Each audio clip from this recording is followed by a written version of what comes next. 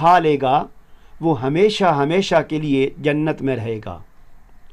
چنانچہ شیطان کے بہکاوے میں آ کر انہوں نے اس درخت کا پھل کھا لیا۔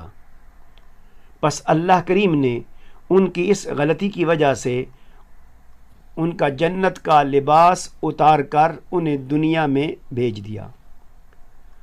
حضرت آدم علیہ السلام اپنی اس غلطی پر بڑے نادم اور شرمندہ تھے، اور کافی عرصے تک اللہ کی بارگاہ میں توبہ استغفار کرتے ہوئے اللہ کے سامنے روتے رہے۔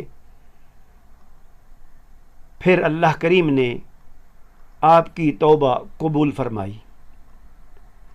اس کے بعد سیدنا آدم علیہ السلام اور سیدہ حوا علیہ السلام سے ہی نسل انسانی کا